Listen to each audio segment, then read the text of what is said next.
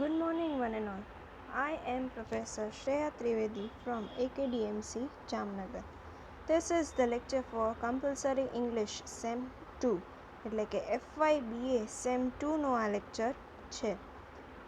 જે લોકોએ compulsory English રાખેલું છે એ લોકો માટેનો આ લેક્ચર છે. જે લોકોએ મેઇન ઇંગ્લિશ રાખેલું છે એ લોકો માટે પણ આ લેક્ચર છે. આજે આપણે આની પહેલાં ઓલરેડી આપણે ઘણા જનરલ લેક્ચર્સ કમ્પલસરી લેક્ચર્સ થઈ ચૂક્યા છે, જેમાં આપણે સ્ટાર્ટિંગ સિલેબસથી કર્યું હતું અને ગ્રામરનો ટોપિક મોડલ ઓક્ઝિલરીઝ કર્યું. એના પછી આપણે 2 ચેપ્ટર્સ કર્યા. આજે આપણે એ ત્રીજો ચેપ્ટર જે છે એ સ્ટાર્ટ કરીશું. એ છે સ્ટોલન બેસિલસ જેને કહેવાય છે. બેસિલસ એટલે એક ટાઈપનું બેક્ટેરિયા, એક પાઇપ કે રોડ કે એમ કહી શકો એના જેવું હોય દેખાવમાં, અને આ એક ટાઈપનું બેક્ટેરિયા જ છે. ઓકે, હવે આ લખેલું છે H.G. વેલ્સે. Herbert George Wells was an English writer known for writing in different genres. આ એક બહુ ફેમસ એવા ઇંગ્લિશ રાઇટર હતા અને ઓલમોસ્ટ બધા ટાઈપના કહીને તો વર્ક્સ એને લખેલા, એટલે બધાય જોનરમાં પોતે વર્ક્સ લખેલા છે. He graduated from London University in 1888 and became a science teacher. London યુનિવર્સિટીમાંથી ગ્રેજ્યુએટ થયા અને પછી સાયન્સ ટીચર બન્યા. His first novel, The Time Machine, was an instant success and Wells produced a series of science fiction novels thereafter. Time machine નામની novel, એની સૌથી પહેલી જે novel હતી એ બહુ ફેમસ થઈ અને એની પછી આખી સિરીઝ એટલે કે ઘણી બધી સાયન્સ ફિક્શન નોવેલ્સ પછી એની બહુ ફેમસ થઈ. His later works focused on social criticism and satire. એના પછીના જેટલા વર્ક્સ હતા એ બધા સોસાયટીના કન્સર્ન હતા અને સટાયર હતા, એટલે કે કટાક્ષ કરતા હોય એવા હતા. હવે about the text. The story is about a bacteriologist who has a curious visitor at his laboratory. આ સ્ટોરી આખું એક બેક્ટેરિયોલોજિસ્ટ એટલે કે જે બેક્ટેરિયાની સ્ટડી કરે એની ઉપર છે, અને એની લેબમાં એક જિજ્ઞાસુ, ક્યુરિયસ એટલે કેવો, જિજ્ઞાસુ વિઝિટર એટલે કે એક માણસ આવ્યો. The visitor seemed very curious about his work. The bacteriologist found this amusing. શેની ક્યુરિયોસિટી એટલે શેની જિજ્ઞાસા હતી એને, તો કે આના કામની, બેક્ટેરિયોલોજિસ્ટનું કામ શું હોય એ જાણવા માટે એને જિજ્ઞાસા હતી વિઝિટરને, અને એ જાણીને બેક્ટેરિયોલોજિસ્ટ જે હતો એને બહુ મજા આવી ગઈ.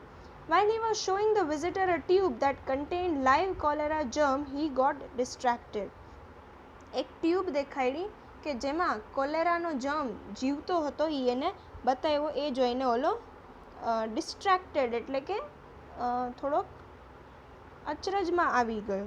He realizes that the visitor vanished with the tube and he tries to catch him. He thinks of the possibility that the visitor let the germ loose, infecting the people in the city. A germ લઈને visitor જે છે એ પાછો ગયો અને ઓલો પણ એની પાછળ ગયો બેક્ટેરિયોલોજિસ્ટ, એ બીકને મારે કે ભાઈ ત્યાં આ જર્મ જે છે એ આખા સિટીમાં ફેલાવી ના દે. He runs after the man but fails to catch him as the visitor has swallowed the contents of the tube. અને એ એની પાછળ ભાગે છે, પણ એ જે છે એ પકડી શકતો નથી, કારણ કે એ જે વિઝિટર હતો એને ટ્યુબમાંથી જર્મ સ્વેલો એટલે ખાઈ લીધો હતો, ગળે ઉતારી લીધો હતો. This again, said the bacteriologist, slipping a glass slide under the microscope, is a preparation of the celebrated bacillus of cholera, the cholera germ. તમને ખબર હોય તો લેબોરેટરીમાં જે મતલબ કોઈ પણ બાયોલોજિસ્ટ કે બેક્ટેરિયોલોજિસ્ટ કે કોઈ પણ હોય એ એક સ્લાઇડમાં માઇક્રોસ્કોપની નીચે જે એનું સ્ટડી કરવાનું હોય એ નાખે અને જોવે. તો એ રીતના એને ગ્લાસની સ્લાઇડ માઇક્રોસ્કોપની નીચે નાખી અને કે આ જે છે એ કોલેરા જર્મ છે એ કે. Okay, the pale faced man peered down the microscope. પછી એક માણસ જે છે peered down એટલે કે માઇક્રોસ્કોપમાં આંખ નાખીને જોવે છે. He was evidently not accustomed to that kind of thing and held a lime white hand over his disengaged eyes. I see very little, he said. બરાબર, આ બધી વસ્તુ એના માટે સાવ નવી હતી, એને આવી બધી વસ્તુ કોઈ દિવસ જોઈ નહોતી અને એમ કહે છે કે આ તો બહુ નાનું છે એ કે. Touch this screw, said the bacteriologist. Perhaps the microscope is out of focus for you. આ સ્ક્રૂને થોડું ટચ કરી કે આ ફોકસ જે છે તારું એ બરોબર નથી. એટલે eyes vary so much, તારી આંખ જે છે એ પણ હલે છે. Just the fraction of a turn this way or that, જરાક આમથી આમ તારે આંખ તારે ફેરવવી પડશે. Oh, now I see, said the visitor. Okay, કે હવે દેખાણું, વિઝિટર કહે છે. Not so very much to see after all, કે બહુ જોવા જેવું છે નહીં. Little streaks and shreds of pink, and yet those little particles, those were atoms, might multiply and devastate a city. Wonderful. એ કે આટલું નાનું એ કે એટમ જેવડું એ કે છે, પણ એ કે આખી સિટીને એ કે આ બરબાદ કરી શકે છે. અને એ પણ એ કે મલ્ટીપ્લાય થઈને એટલે આનો વધારો થઈને આખી સિટીમાં ફેલાઈ શકે. He stood up and releasing the glass slip from the microscope, held in his hand towards the window. A glass ઊભો થયો, ગ્લાસની સ્લાઇડ લીધી અને વિન્ડો પાસે ગયો. Scarcely visible, he said, scrutinizing the preparation. He hesitated. Are these alive? Are they dangerous now? અને એ બેક્ટેરિયાને પાછું જોવે છે, એને સનલાઇટમાં રાખે છે અને પૂછે છે શું આ જીવતા છે એ કે આજે પણ એ આટલા ડેન્જરસ છે. Those have been stained and killed, said the bacteriologist. કે ના, એને સ્ટેન એટલે સાફ કરી નાખવામાં આવ્યા છે અને મારી નાખવામાં આવ્યા છે. I wish for my own part we could kill and stain every one of them in the universe. Visitor કહે છે કે કાશ અમે પણ એ કે એક એકને આવી રીતે પકડીને મારી શકતા હોત કે તો આ યુનિવર્સમાં હોત જ નહીં. I suppose, the pale man said with a slight smile. હા, કદાચ, અને સ્માઇલ કર્યું. That you scarcely care to have such things about you in the living in the active state. કે હા ભાઈ, હા તમે આવું કરી શકતા હો તો શું જોઈએ કે. On the contrary, we are obliged to, said the bacteriologist. Here, for instance, he walked across the room and took up one of the several sealed tube. એ રૂમમાં ગયો અને ઘણા બધા એવા sealed tubes હતા એ જોયા. Here is the living thing. This is the cultivation of the actual living disease bacteria. આ એ કે જીવતા છે, કે આને કહેવાય કે જીવતા bacteria. He hesitated. Bottled cholera, so to speak. કે આ બોટલ્ડ કોલેરાનું જમ્સ છે એ કે બોટલ કરેલા એટલે પેક કરેલા.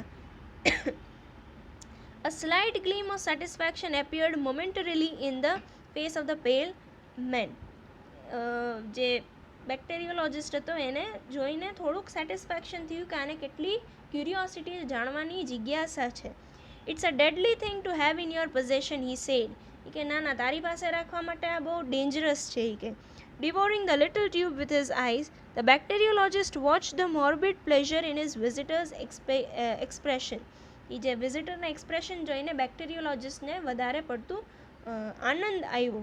This man who had visited him that afternoon with a note of introduction from an old friend interested him from the very contrast of their disposition. આ માણસ જે છે એના એક ફ્રેન્ડના થ્રુ આવ્યો હતો, એના ફ્રેન્ડને આને લેટર લખ્યો હતો બેક્ટેરિયોલોજિસ્ટને કે એક માણસ તારું કામ જાણવામાં ઇન્ટરેસ્ટેડ છે એટલે એને મોકલું છું. The lank black hair and deep grey eyes, the haggard expression and nervous manner, the fitful yet keen interest of his visitor were a novel change from the phlegmatic deliberations of the ordinary scientific worker with whom the bacteriologist chiefly associated. પછી એ વિઝિટરની આખી description છે કે એ કેવો દેખાતો, બરાબર, એની આંખ કેવી હતી, એના વાળ કેવા હતા, એના એક્સપ્રેશન્સ કેવા હતા, એનું બિહેવિયર કેવું હતું, એ બધી જ વસ્તુ આમાં એને મેન્શન કરેલી છે. It was perhaps natural, with a hearer evidently so impressionable to the lethal nature of the topic, to take the most effective aspect of the nature. અને જાણીને બહુ ખુશી થઈ હતી એને કે કોઈ માણસ કે આટલું કીનલી કોઈ ટોપિક ઉપર કઈ રીતે એ કે જિજ્ઞાસા એને હોઈ શકે એ કેમ. બરાબર, આજે આટલું રાખીએ. આપણે અત્યાર સુધી જેટલું કર્યું તે તમે રિવાઇઝ કરતા રહ્યો, જેથી કરીને તમને કોઈ વાંધો ના આવે. અને નેક્સ્ટ લેક્ચરમાં આ કન્ટિન્યુ કરીશું. ત્યાં સુધી તમે રિવાઇઝ કરો, ગ્રામર રિવાઇઝ કરો. અને yes, don't forget to comment your name and roll number in the comment section. ભૂલ્યા વગર તમારું નામ અને રોલ નંબર કમેન્ટ સેક્શનમાં લખી નાખજો, જેથી કરીને તમારા ઇન્ટરનલ્સ અમે મૂકી શકીએ. આના આધારે જ તમને તમારા ઇન્ટરનલ્સની એટેન્ડન્સ જે લેવાય છે એના માર્ક્સ મુકાશે. સો ભૂલ્યા વગર એ કરજો. Okay, and we will meet surely in the next lecture. Till then, have a good day. Bye.